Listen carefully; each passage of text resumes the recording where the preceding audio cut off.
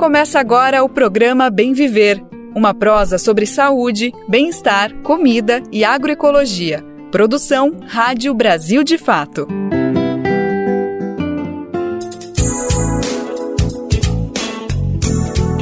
E hoje é terça-feira, dia 5 de novembro de 2024, pedindo licença para entrar no seu rádio, no seu carro, na sua casa, no seu celular, seja onde for. Essa é mais uma edição do Bem Viver, uma produção fresquinha e inédita do Brasil de Fato. Hoje são 9 anos do crime cometido pelas mineradoras Vale e BHP Billiton em Mariana. Vamos repercutir essa data, entender as consequências, os impactos que até hoje são sentidos pelas populações. Mas também vamos falar do Dia Nacional da Ciência e da Cultura. Enfim, é muita coisa pra gente botar em pauta no programa de hoje. Antes, deixa eu me apresentar, meu nome é Lucas Weber, eu tô contigo nessa boa prosa que tá começando agora. Se liga em todos os destaques que a gente preparou para a edição de hoje. Nosso rio vai rolar 200 anos sem voltar a ser o que era. Conversamos com o cacique Baiara Pataxó sobre os impactos ainda presentes 9 anos depois do rompimento da barragem de Fundão em Mariana. Polícia Federal indicia mandante das mortes de Bruno Pereira e Dom Phillips. STF vai debater se a isenção de impostos sobre agrotóxicos é constitucional. Vamos falar sobre a luta contra os agrotóxicos no território em que viveu o líder ambiental Zé Maria do Tomé, no Ceará. E no Dia Nacional da Ciência e da Cultura, destacamos a agricultura do sagrado do povo chucuru de Ororubá pelo bem viver.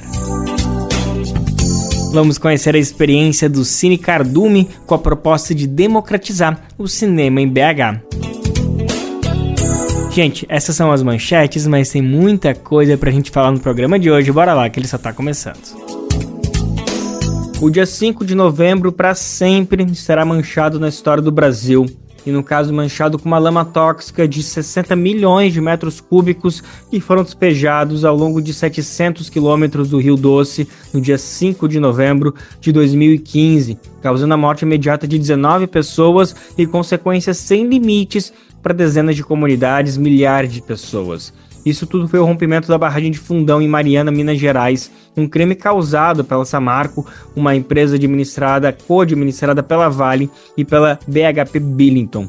Após 9 anos, a gente tem respostas vergonhosas por parte da justiça, embora nos últimos dias algumas coisas tenham acontecido nesse sentido. Por exemplo, foi feito um novo acordo envolvendo o governo federal de reparação do meio ambiente, principalmente das vítimas, e também se iniciou o julgamento em Londres, que vai dar conta da responsabilidade da BHP Billiton por tudo isso que tem sido causado nesses últimos 9 anos, quase uma década de história. A gente vai entender mais em detalhes a importância de tudo isso que vem acontecendo e também relembrar o que aconteceu naquela data, porque a gente tem o prazer de receber o cacique Baiara Pataxó, ele que é da aldeia Jerutucunã, que fica no município de Açucena, na região leste de Minas Gerais, está falando com a gente diretamente do território. Antes de tudo, cacique, muito obrigado pela disponibilidade para atender a gente, um prazer imenso conversar com o senhor, ainda mais numa data tão importante, tão emblemática, que a gente precisa dar o máximo de vazão possível sobre tudo o que aconteceu. Então, obrigado pela sua disponibilidade, viu, cacique? Obrigado. O meu nome é Cacique Baiara, da aldeia Jerutucunã Pataxó. Eu queria dizer que é um dia muito triste, né? Dia 5 de novembro, um dia muito triste da lama, né? Desde Mariana até o Espírito Santo, foi um desastre total para a gente, comunidades tradicionais. Eu vejo que esse acordo que o governo fez lá com os atingidos, só vai beneficiar o próprio governo, os municípios, porque eu falo o seguinte, o nosso rio vai rolar 200 anos aí sem voltar mais e ser o que era, né? Muitos peixes mortos, vida de pessoas, tirou várias sustentabilidade de várias famílias. Então, assim, para a gente é um fato, né, que vai ficar na história dos povos indígenas, né, porque eu vejo o seguinte, hoje os peixes que a gente tinha aqui no nosso rio, o Rio São Félix, o Rio Corrente, hoje acabou tudo, hoje você não tem mais. Então, assim, o que nós fazíamos, nossas festas, né, as brincadeiras no rio, nossos batismos, aqui no São Félix, na beira do Rio Corrente, que entra a lama entrou. Então, assim, nós ficamos 11 anos aí sem fazer as nossas brincadeiras, né? Agora que a gente começou a voltar a fazer as brincadeiras da gente, as plantas medicinais que nós tirava para fazer os remédios, fazer as coisas da gente, hoje você não tem mais. Então, assim, é uma preocupação muito grande nossa, do nosso povo, que eu queria dizer, isso que o próprio governo federal fez, essa repactuação.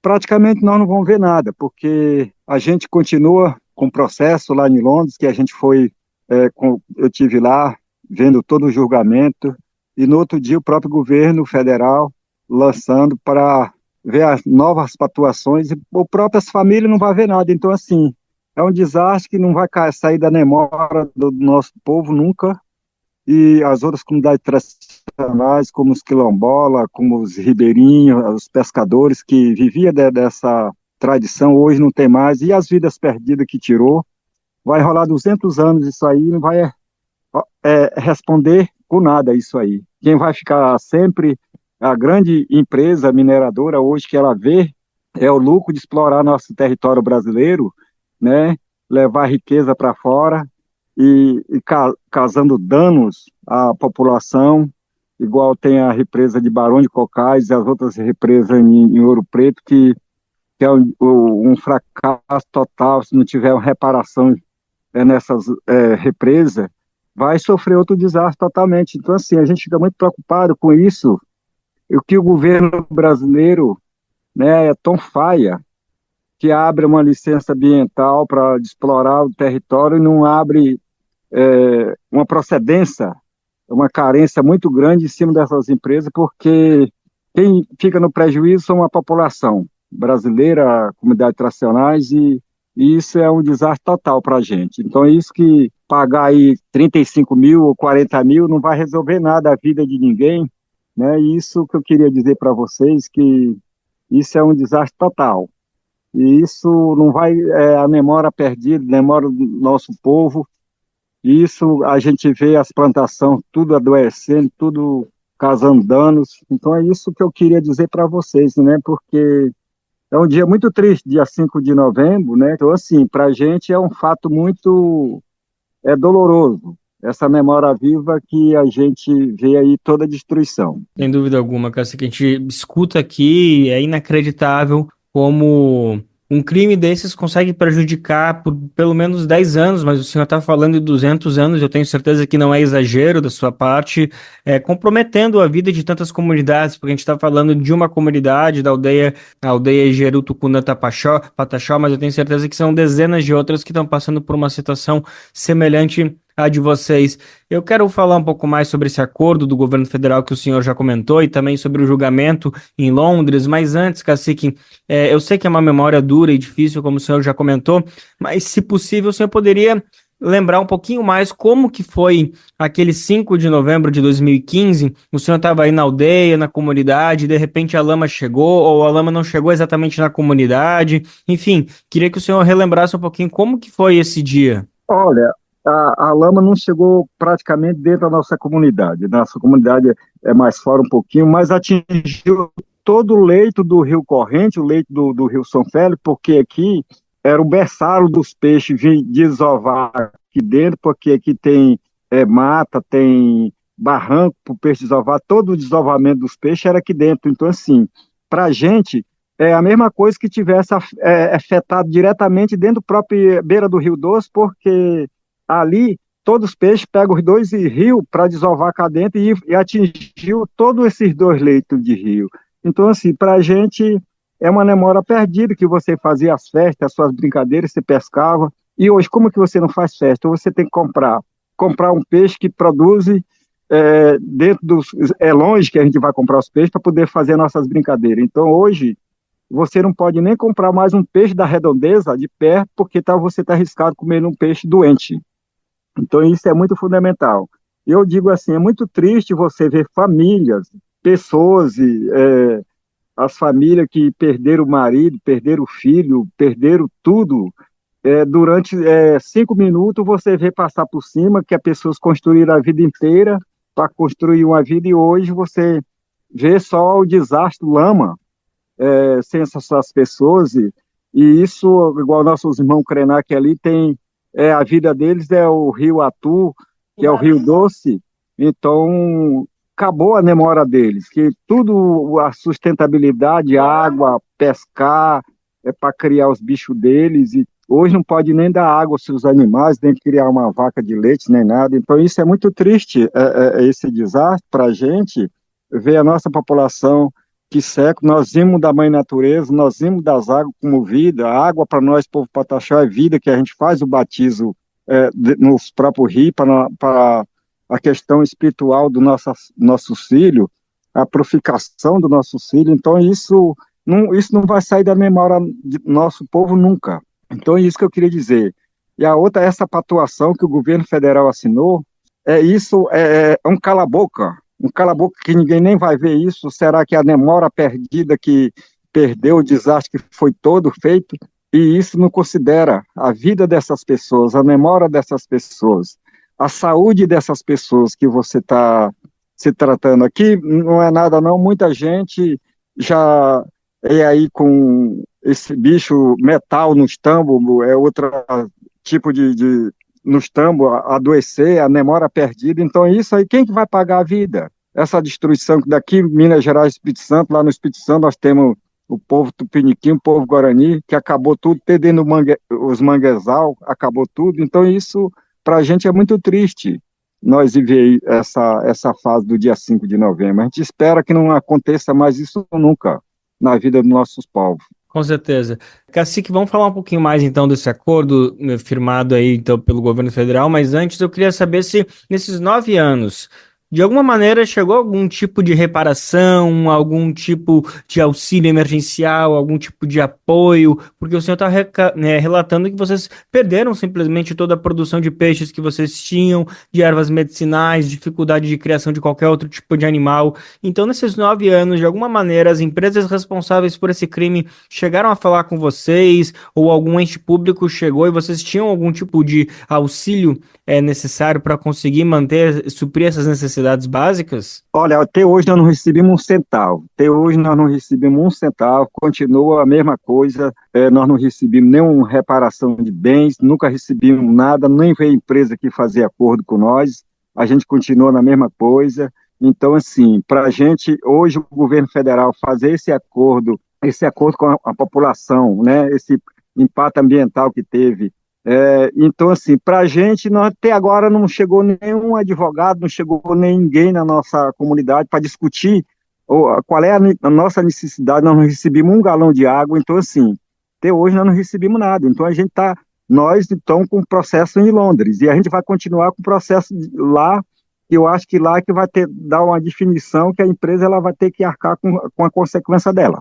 Então é isso que eu te falo, porque os impactos daqui que teve, esse acordo com o governo federal, não vê nenhuma consulta prévia. A gente tem hoje nossa consulta prévia dentro da própria aldeia, que podia vir discutir com a gente, até hoje não discutiu nada. Então como é que hoje a gente está aí, não tem nada a ser feito, pago, nada, então nós continuamos na mesma coisa, trabalhando para a sustentabilidade dos nossos povos, né?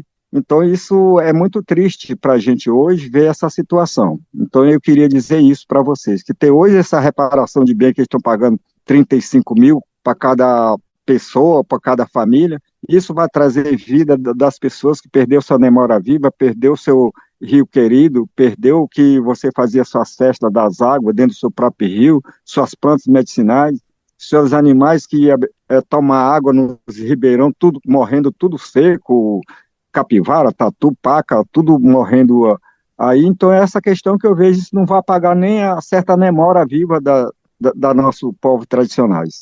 Isso é tudo muito sério que o senhor está trazendo, Cacique. Me permite aqui um pequeno parêntese só para todo mundo que está nos acompanhando ter noção, porque esse novo acordo que a gente está falando, que foi firmado ainda no final do mês passado, ainda em outubro, envolvendo além do governo federal, os governos estaduais de Minas Gerais e também Espírito Santo, envolvendo também outros entes que estavam responsáveis por todo o monitoramento da situação, é um acordo de 170 bilhões de reais, considerando que já foram pagos 38 bilhões, isso pela Fundação Renova, que é a entidade responsável por manejar, digamos assim, esse crime, e dentro desses 170 bilhões, teria 8 bilhões que seriam utilizados para a recuperação de territórios indígenas que foram atingidos pelo rompimento.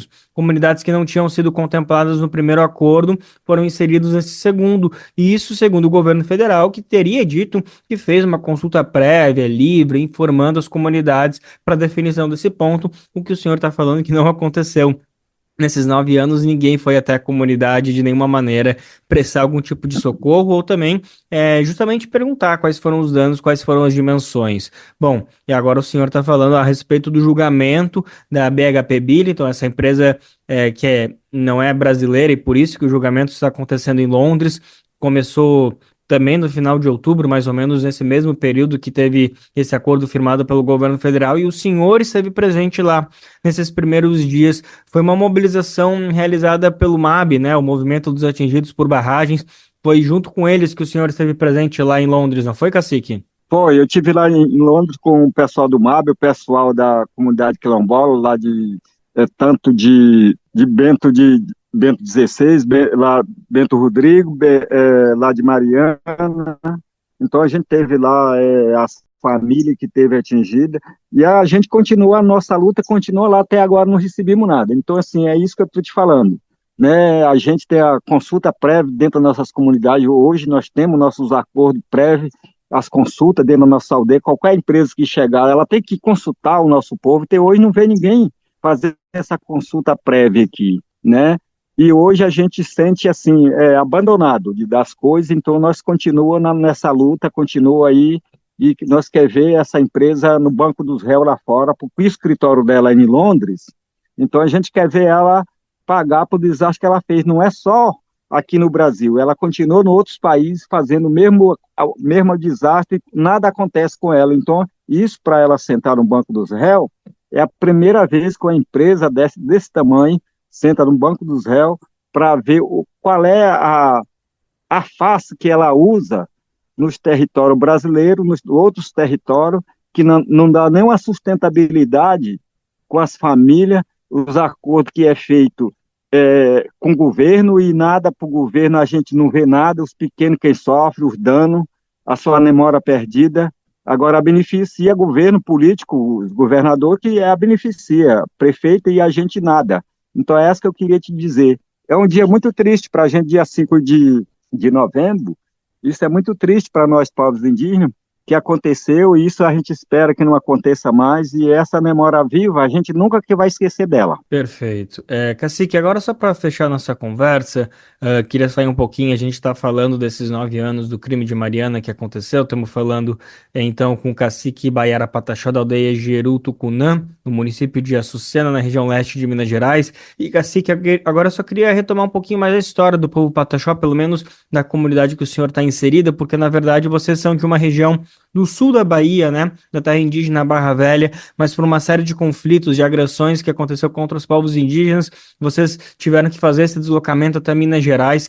Eu sei que é uma história longa, mas se o senhor pudesse dar um pequeno contexto só para todo mundo que está nos acompanhando entender a história de luta que esse povo, que essa comunidade indígena já tem, e mesmo assim segue sendo vítima de tantas outras formas de agressão. Então, se o senhor pudesse contar um pouquinho só da trajetória da comunidade até ter chegado nesse território de Minas Gerais, acho que seria muito importante para todo mundo conhecer um pouquinho. Beleza. Olha, eu vim para cá, para Minas Gerais, na década de 70, né, do tempo do SPI, ainda era SPI, passou para a FUNAI, aí meu pai veio ir para Brasília, de cá ele encontrou que esse território, que era a Fazenda Guarani, era um presídio indígena, lá era levado todos os povos indígenas presos para lá, e lá passou Carajá, passou Guajajara, passou Xerente, os Krenak, os Machacali, tudo preso. Na década de 93, 94 para 97, os Krenak, 97, os Krenak voltaram para o território deles, e aí foi levado tudo preso para essa área, e aí foi o tempo que nós chegou. Aí eu morei 41 anos na Fazenda Guarani, em Carmésia, e aí em 2010, a terra lá era muito pequenininha, e eu já fui para o estado caçar uma terra com a doutora Júlia, e ela hoje ofereceram esse parque do Rio Corrente para mim vir tomar conta dele, porque eles falaram que era uma terra do governo, que era um parque, eu poderia tomar conta dele, que era mais que os povos indígenas para cuidar desse parque. E hoje eu moro aqui no Parque do Rio de Açucena, estou aí para me regularizar ele para fazer uma reserva indígena, né? Nós já plantamos 45 mil mudas de mata nativa, e hoje a gente, para quê? Para os animais chegar, para os pássaros chegar, e para voltar nossas águas, né, que fortalece o Rio Corrente, o Rio Doce, os nascentes daqui, para fortalecer o próprio Rio Doce, esse trabalho que nós estamos fazendo na nossa comunidade. Então, sim, a minha trajetória de 72 para Minas Gerais, eu era novo, meu pai faleceu aqui, minha mãe, então assim, hoje eu laburo aqui para ser esse território reconhecido por uma reserva indígena, né?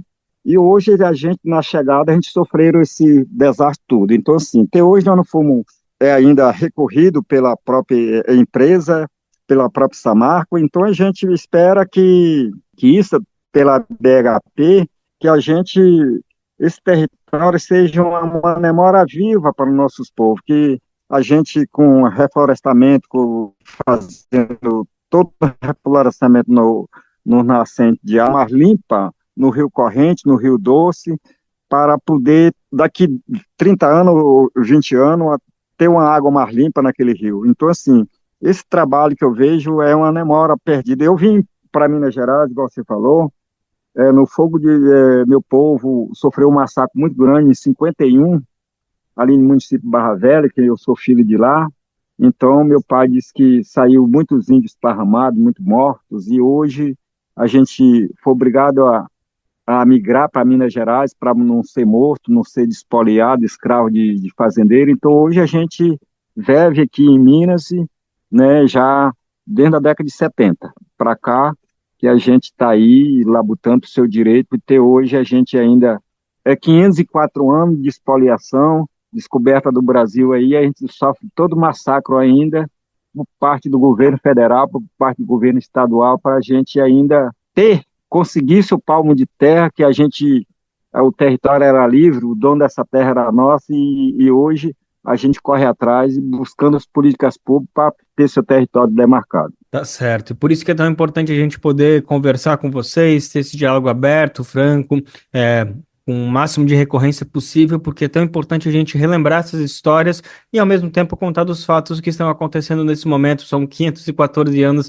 de tudo isso que você está comentando, mas, ao mesmo tempo, tem coisas que estão acontecendo agora, que aconteceram há 9 anos e seguem aí sendo esquecidas ou deixadas de lado. Por isso é tão importante poder conversar com o senhor Cacique Baiara Pataxó, ele que conversou com a gente diretamente da aldeia Jeru-Tucunã, um município que fica na região leste de Minas Gerais e foi diretamente impactado pelo crime de Mariana, que completa 9 anos nessa terça-feira, dia 5 de novembro. Cacique, mais uma vez, muito obrigado pela disponibilidade para conversar com a gente, viu, amigo? Obrigado. Então eu queria dizer para vocês que é isso que eu espero, e quero ver as ações dessas empresas caindo para ela largar de ser tão imprudente para tirar a vida do nosso povo brasileiro, da vida das comunidades, e matar um querido precioso que é a água. Para nós sem água não vive. E isso eu queria dizer para vocês. Obrigado. Programa Bem Viver, sua edição diária sobre saúde, bem-estar, comida e agroecologia.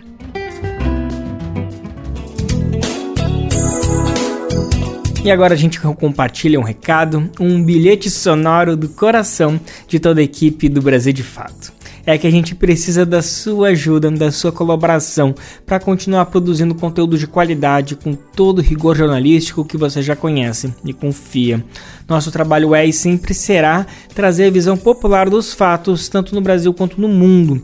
E você pode nos ajudar por meio do nosso Apoie-se, contribuindo com o valor que puder, que estiver no seu alcance.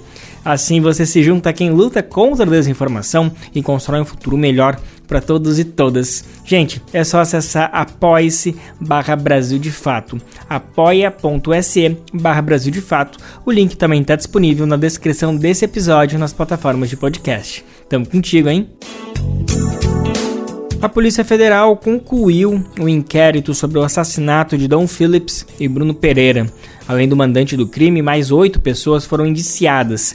A investigação indica que as mortes ocorreram pelas atividades fiscalizatórias do indigenista Bruno Pereira. A gente vai saber mais detalhes com o nosso repórter Rodrigo Gomes. A Polícia Federal concluiu o inquérito do assassinato do indigenista Bruno Pereira e do jornalista britânico Dom Phillips, ocorridos em 5 de junho de 2022, no entorno da terra indígena Vale do Javari, em Atalaia do Norte, no Amazonas. Foram indiciadas 9 pessoas, entre elas o mandante do crime. Trata-se de Rubem Dario da Silva Vilar, conhecido como Colômbia. O documento foi encaminhado ao Ministério Público Federal na última sexta-feira, dia 1º. A investigação, que durou 2 anos, indica que as mortes foram em decorrência das atividades fiscalizatórias promovidas por Bruno Pereira na região. A PF aponta que o inquérito revelou a atuação de uma criminalidade organizada na região de Atalaia do Norte ligada à pesca e caça predatórias. A ação do grupo criminoso gerou impactos socioambientais, causando ameaças aos servidores de proteção ambiental e às populações indígenas. O mandante do duplo homicídio, conforme o inquérito, forneceu cartuchos para execução do crime, patrocinou financeiramente as atividades da organização criminosa e interviu para coordenar a ocultação dos cadáveres das vítimas. Os demais indiciados tiveram papéis na execução do assassinato e na ocultação dos cadáveres das vítimas. A Polícia Federal destaca em nota que continua monitorando os riscos aos habitantes da região do Vale do Javari, bem como possui investigações em andamento acerca de ameaças contra indígenas que residem na localidade. Bruno e Dom foram mortos em 5 de junho de 2022, vítimas de uma emboscada, enquanto viajavam de barco pela região do Vale do Javari. Os dois foram vistos pela última vez enquanto se deslocavam da comunidade São Rafael para a cidade de Atalaia do Norte, onde se reuniriam com lideranças indígenas e comunidades ribeirinhas. Os corpos de Bruno e Dom estavam enterrados em uma área de mata fechada a cerca de 3 quilômetros do rio Itacoaí, onde foram resgatados 10 dias depois. Colaborador do jornal britânico The Guardian, Dom se dedicava à cobertura jornalística ambiental, incluindo os conflitos fundiários e a situação dos povos indígenas, e preparava um livro sobre a Amazônia. Bruno Pereira já tinha ocupado a coordenação geral de índios isolados e recém-contatados da FUNAI, a Fundação Nacional do Índio, antes de se licenciar para a Fundação Sem Vencimentos e passar a trabalhar para a União dos Povos Indígenas do Vale do Javari, a Unijava. Por sua atuação em defesa das comunidades indígenas e da preservação do meio ambiente, ele recebeu diversas ameaças de morte. De São Paulo, da Rádio Brasil de Fato, com informações da redação, locução, Rodrigo Gomes.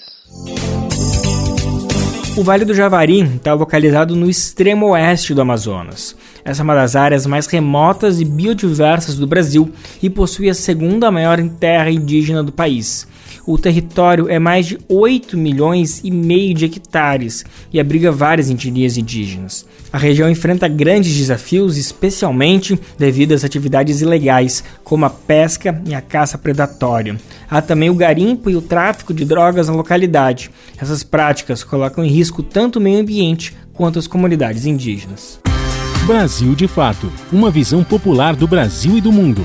Leia e ouça as informações que mais interessam no seu dia. Política, economia, direitos humanos, cotidiano, saúde e cultura, tratados com pluralidade e diversidade. Jornalistas, articulistas e movimentos populares reunidos em um só veículo. Esse é o Brasil de Fato.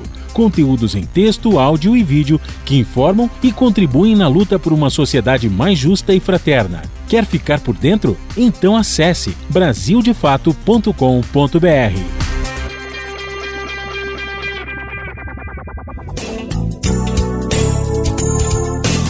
Gente, você sabia que além de acompanhar o Bem Viver, você também pode receber as principais notícias do Brasil de Fato no seu e-mail? É simples. Basta se cadastrar na nossa página e escolher a categoria de notícias que mais te interessam. Assim você fica por dentro dos principais acontecimentos do Brasil e do mundo. Além disso, confere análises aprofundadas com uma visão popular do nosso dia a dia. É só ir em brasildefato.com.br/boletim. Simples assim. brasildefato.com.br/boletim. A gente vai falar agora de um debate que vai acontecer nesta terça-feira, dia 5, no STF, o Supremo Tribunal Federal. é que a Suprema Corte vai discutir com representantes do governo e da sociedade civil sobre a isenção de impostos para agrotóxicos. Para quem ainda não sabe, os produtores do agronegócio gozam dessa vantagem para produzir com veneno. Que bacana, né, gente? Ou seja, pagam mais barato para comprar o veneno utilizado na natureza em alimentos que chegam na nossa casa. O STF está puxando a questão para decidir se essa isenção é ou não constitucional. A gente segue com o Rodrigo Gomes para explicar essa história para a gente. Os privilégios tributários dos quais gozam os produtores rurais que utilizam agrotóxicos em suas produções serão tema de debate em uma audiência pública no Supremo Tribunal Federal nesta terça-feira, dia 5.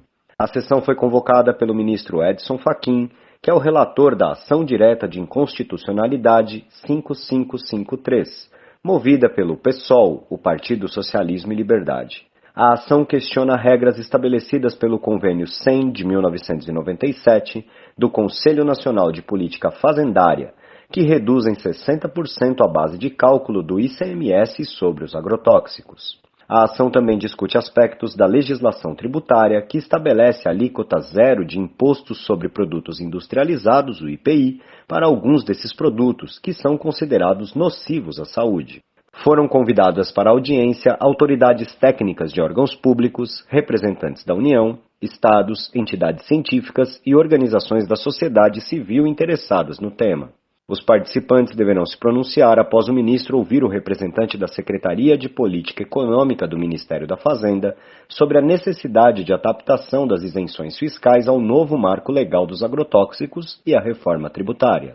Jaqueline Pivato, integrante da campanha permanente contra os agrotóxicos e pela vida, avalia que é importante o judiciário avançar no tema, de forma a combatermos situações alarmantes de contaminação e violações de direitos causadas pelos agrotóxicos. Além da campanha permanente contra os agrotóxicos e pela vida, as organizações Terra de Direitos, Associação Brasileira de Agroecologia e FIAM Brasil fazem parte da ação que tramita no STF como amicus curiae, ou seja, organizações que apoiam a ação.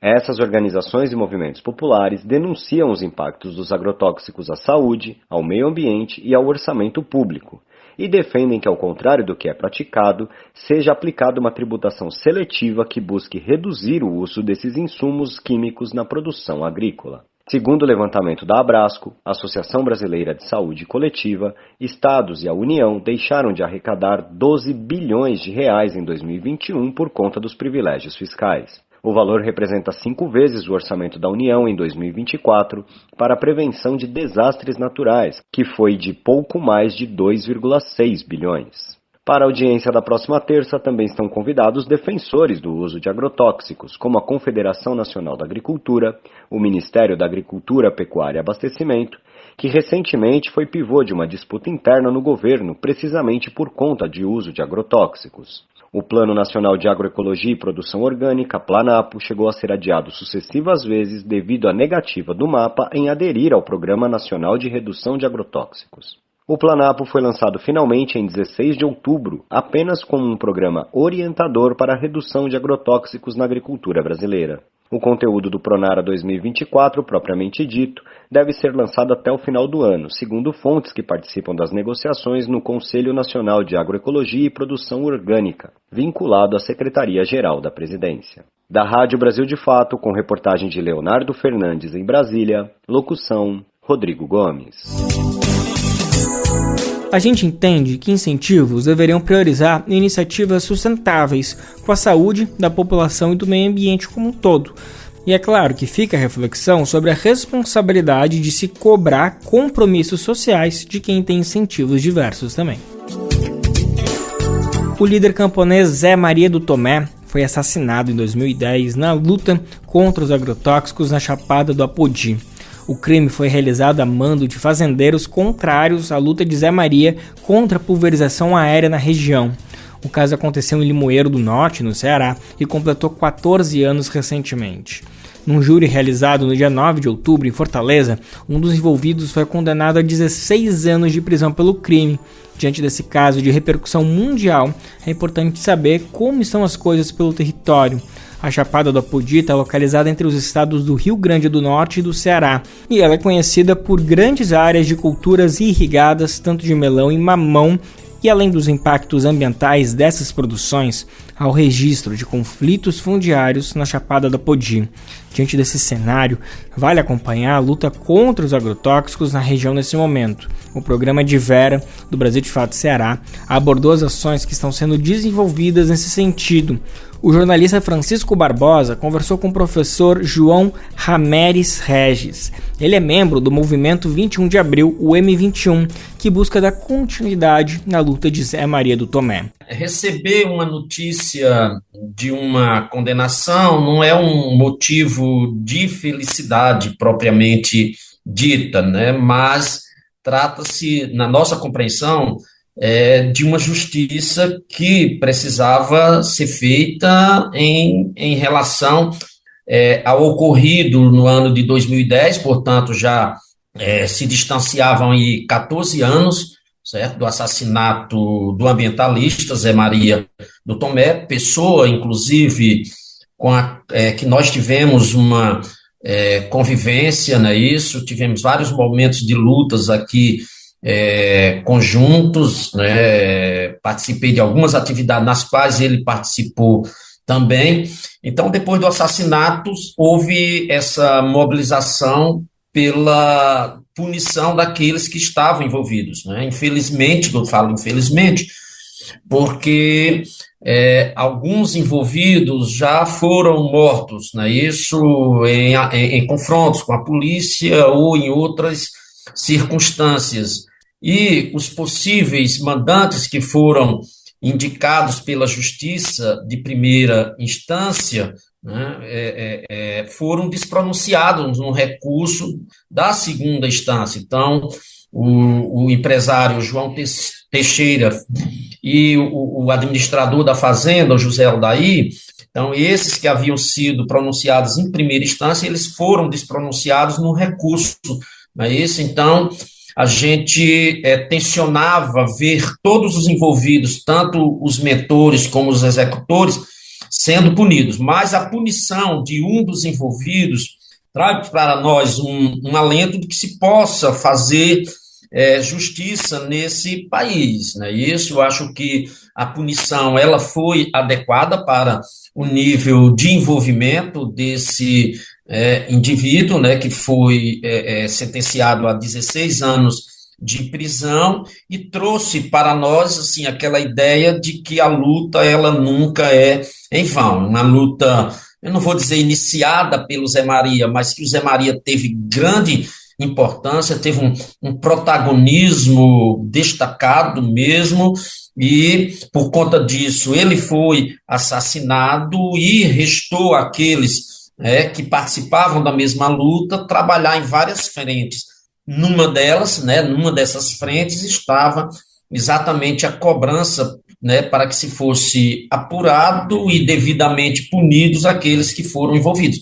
Considero que ainda haja uma etapa posterior, mesmo os supostos mandantes tendo sido despronunciados, acreditamos que essa batalha em torno da punição de quem pensou, quem mandou, quem orquestrou, ainda seja reaberta para que essas pessoas elas sejam verdadeiramente punidas, mas trouxe esse sinal também para o movimento. E o sinal de que a luta nunca é em vão, embora demore, em algum momento a gente consegue vislumbrar uma conquista ou outra, Então, a punição desse envolvido traz para nós esse sentimento de que devemos, inclusive, continuar na luta e naquilo que Zé Maria tensionou e que nós tensionamos também.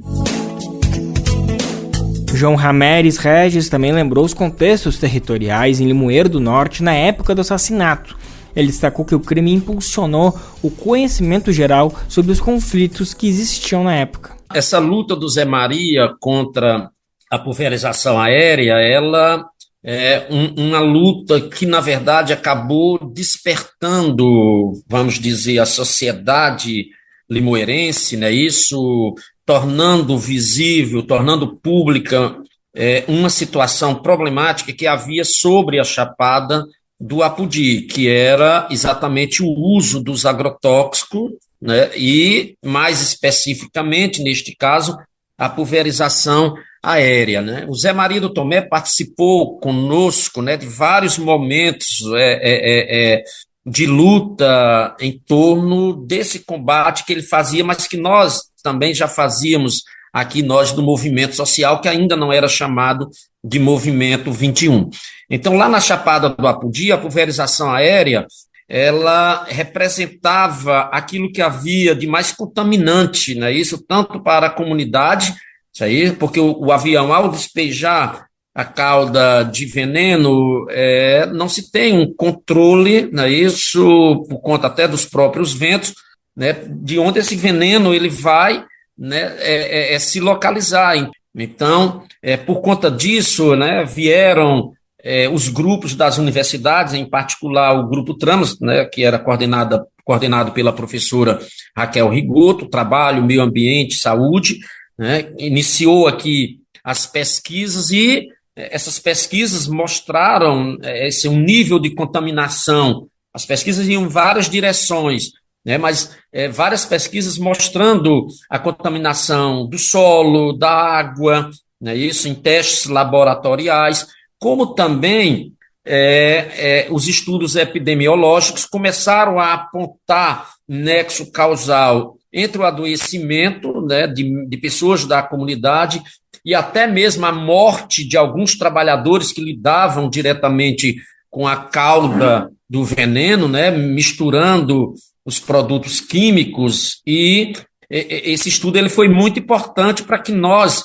né, tornássemos público o problema e efetivamente haver uma causalidade para os problemas existentes, né? Isso como o alto índice de câncer aqui na região, puberdade precoce, né? Presença de resíduos tóxicos, de alguns princípios ativos no sistema hepático daquelas pessoas que foram pesquisadas. Então, essas pesquisas elas foram importantes. O militante contra os agrotóxicos, João Rameres Regis, também fez um panorama na luta nos territórios dos dias atuais. Nós tivemos momentos importantíssimos, não é isso? Esse é importante frisar, foi em 2009, quando a Câmara Municipal de Limoeiro do Norte aprovou uma lei proibindo a pulverização aérea em Limoeiro do Norte, isso em novembro de 2009. O Zé Maria, ele foi assassinado em abril de 2010. Então, em novembro de 2009, quando essa lei foi aprovada, exatamente fruto dessas mobilizações, inclusive dessa audiência pública, certo? Ela foi uma iniciativa muito importante e uma vitória dos lutadores e lutadoras.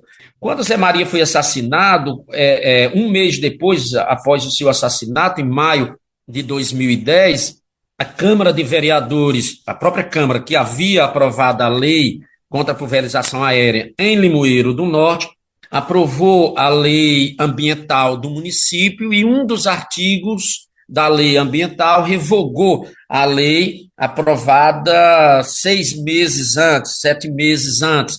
Então, isso tem uma simbologia muito forte do ponto de vista negativo. Isso ocorreu um mês após o assassinato. Para nós ali representou uma grande derrota nessa luta, isso já em 2010, né?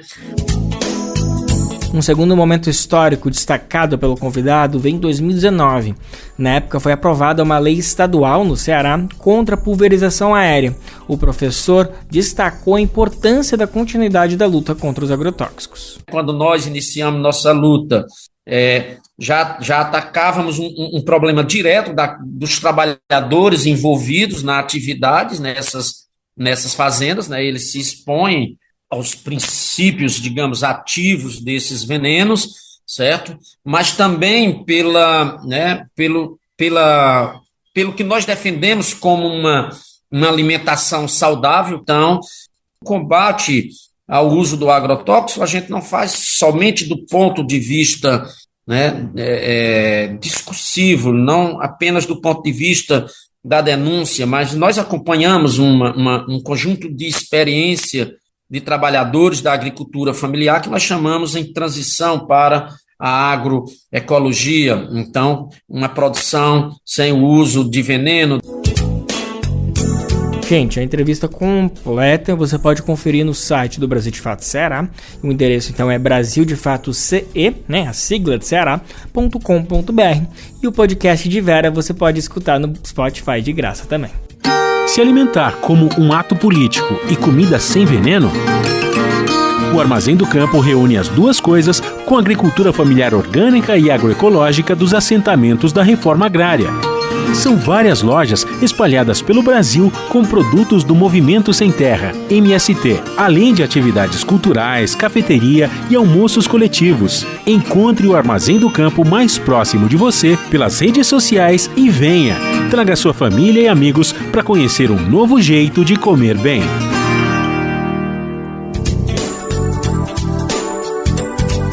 Gente, bora compartilhar aquele recado, aquela notícia que nos enche de orgulho. O Bem Viver faz parte de uma rede incrível de rádios parceiras que retransmitem o nosso programa por todo o Brasil todos os dias.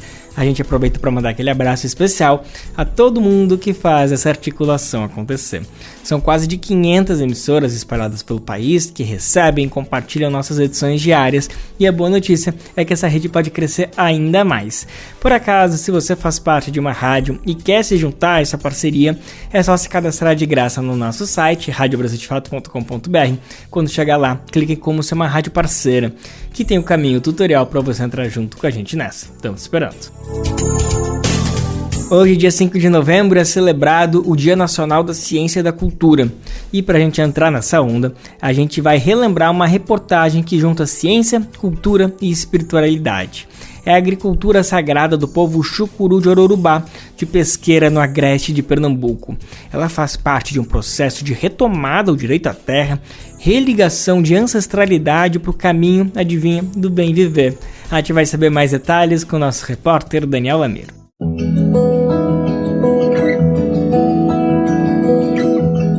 Momento agroecológico. As matas como o cabelo da terra, as águas como o sangue da terra, as pedras como o osso da terra. A comparação entre corpos humanos e meio ambiente foi feita pelo cacique Chicão Chucuru em 1992. Essa personificação da natureza serviu como resposta quando um advogado perguntou ao líder indígena qual seria o sentido da terra. O cacique Chicão está encantado e vivo na ancestralidade do povo Chucuru de Ororubá. O território da etnia está localizado entre os municípios de Pesqueira e Poções, no agreste pernambucano, cerca de 200 quilômetros da capital Recife. São 25 aldeias e 10 mil pessoas resgatando um sentido de bem viver em que gerações não se separam de meio ambiente. Por que a gente vai deixar nossa mãe desprezada? Isso tá certo? Não tá. A gente tem que valorizar nossa mãe, que a gente nasceu dela e dela vamos se acabar. Eu já estou comparando a terra com nós mesmos, que nós, mãe, na gestação, nós cria aqui. Mesmo assim é a terra. Nós nasce dela. Porque nós não se cuida dela. Se nós quiser um remédio, é dela. Se nós quiser uma alimentação, é por ela. Quando nós fechar os olhos e sair desse mundo, nós para outro mundo, também vai para ela. E aí?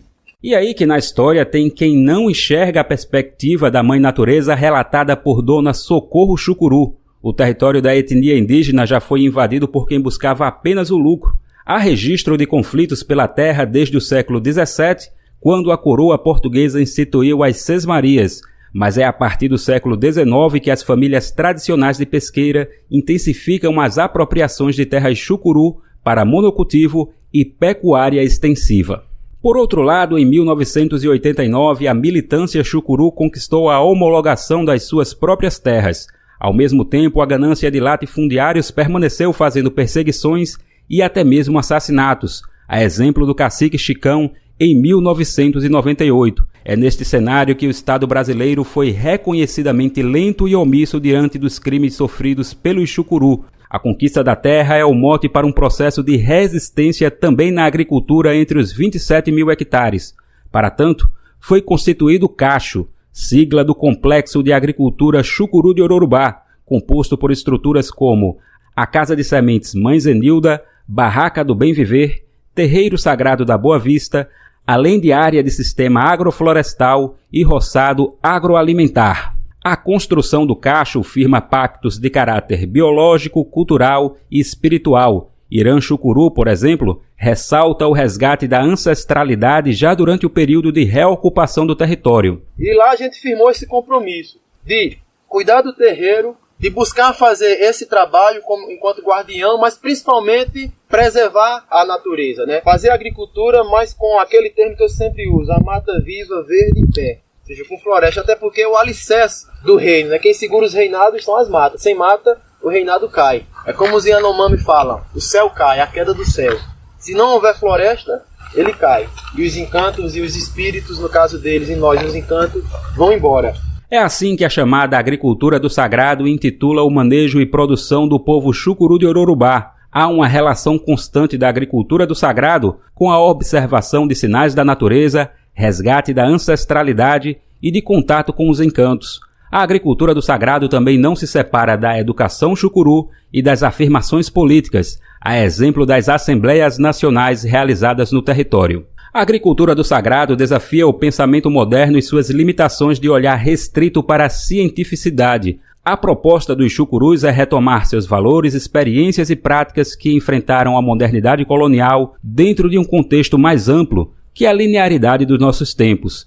Como exemplo, Irã Chucuru reforça que os povos anteriores ao período da colonização criaram sistemas agroflorestais que devem ser revisados no contexto contemporâneo. Vocês vão ver lá nos primórdios da agricultura o que ela é. Ela é caça, ela é pesca, ela é extrativismo, ela é cultivo da floresta e ela é essencialmente espiritualidade.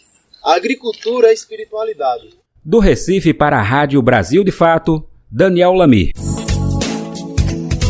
E assim a gente reforça a importância das relações da ciência, da cultura, que estão em disputa de poder dia a dia. Se por um lado temos o negacionismo e os impactos da indústria cultural, a gente destaca e valoriza por aqui outras iniciativas que vão na contracorrente, a exemplo de uma ciência e cultura que seguem comprometidas pelo nosso bem viver. Você adora ler, ama livros e gostaria de entender melhor o nosso país? Imagine receber todo mês um kit com um livro e um dossiê que te ajuda a entender a nossa sociedade hoje, por um preço baixinho e com frete grátis para todo o Brasil. Este é o Clube do Livro da Expressão Popular. Para saber mais, acesse o site expressãopopular.com.br e escolha seu plano. Assine agora! Expressão Popular. 20 anos na Batalha das Ideias.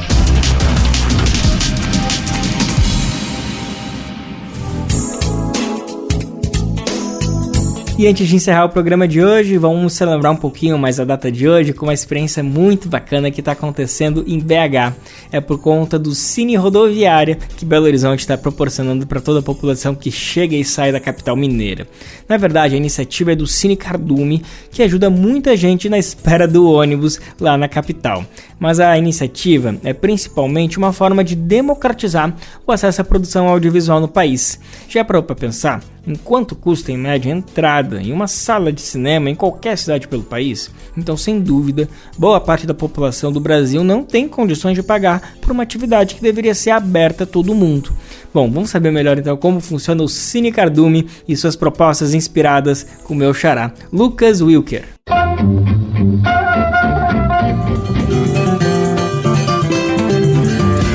Mosaico Cultural, uma produção Rádio Brasil de Fato.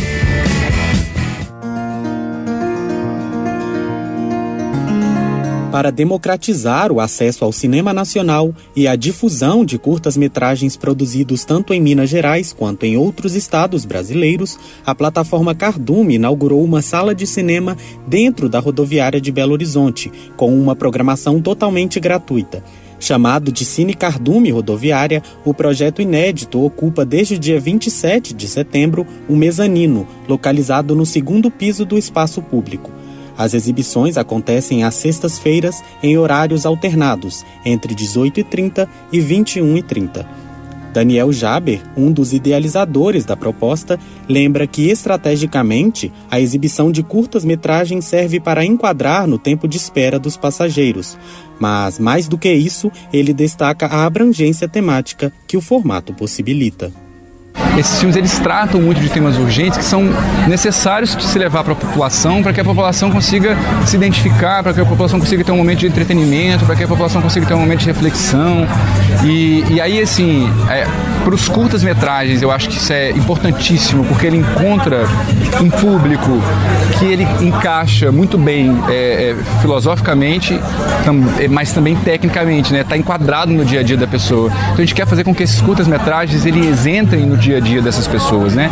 Eu acho que essa iniciativa ela foi construída um pouco nesse sentido, de fazer com que os curtas-metragens encontrem as pessoas e as pessoas encontrem os curtas-metragens e automaticamente encontrem o cinema brasileiro. O projeto também é fruto das políticas públicas realizadas por intermédio do edital BH nas Telas, Lei Paulo Gustavo. Ficará na rodoviária por 1 ano e, ao todo, 48 filmes serão exibidos, com 30% desse número dedicado às produções mineiras. Tatiana Carvalho, presidente da APAN, a Associação de Profissionais do Audiovisual Negro, reforça a potência do projeto para possibilitar o acesso à cultura e a valorização do cinema nacional. E é uma sala feita com dinheiro público para um retorno a um público que não tem acesso a outras salas de cinema comercial por questões econômicas e também porque geralmente elas estão em espaços que são excludentes, simbolicamente, né? E uma sala de cinema na rodoviária é extraordinário porque é um lugar de passagem, é um lugar em certa medida democrático, né? Porque reúne uma diversidade de pessoas que, apesar de estarem em trânsito, podem ter ali no tempo de espera um tempo para ver um filme em curta-metragem, né? Então, defender o cinema brasileiro, assistir ao cinema brasileiro e oportunizar que pessoas assistam ao cinema brasileiro é uma questão de cultura, é uma questão de entretenimento, é uma questão de lazer, mas, sobretudo, é uma questão de soberania nacional. Vanessa Costa, a diretora executiva da Terminais BH, que administra a rodoviária, enfatiza que o projeto também posiciona o espaço para além dos serviços de transporte, ou seja, como um local de promoção da cultura. Aqui na rodoviária tem um público diário de mais de 20 mil pessoas. Mensalmente passam por aqui mais de 600 mil pessoas, né? Então, assim, é um centro de encontros muito grande aqui de Belo Horizonte. E por que não fazer com que esse grande público que por aqui circula tenha a oportunidade de experimentar, né, um pouco do cinema brasileiro, um pouco do cinema nacional. Então, assim, nós gostamos muito desse projeto, abraçamos a causa para que a gente possa, né, participar de alguma forma dessa expansão da cultura aí para todos que circulam aqui no entorno da rodoviária de Belo Horizonte. Da Rádio Brasil de Fato, em Belo Horizonte, Minas Gerais, Lucas Wilker. O amor é filme, eu sei pelo cheiro de mente de pipoca que dá quando a gente ama. Eu sei porque eu sei muito bem como a cor da manhã fica. Da felicidade, da dúvida, dor, da barriga. É drama, aventura, mentira, comédia romântica. Um belo dia a gente acorda e um filme passou por a gente e parece que já se anunciou. O episódio 2 é quando a gente sente o amor se abuletar na gente. Tudo acabou bem, agora é o que vem depois. E com a música O Amor é Filme, do grupo Cordel de Fogo Encantado, a gente anuncia que o Bem Viver de hoje fica por aqui. Eu sei pelo cheiro de mente de pipoca que dá quando a gente ama.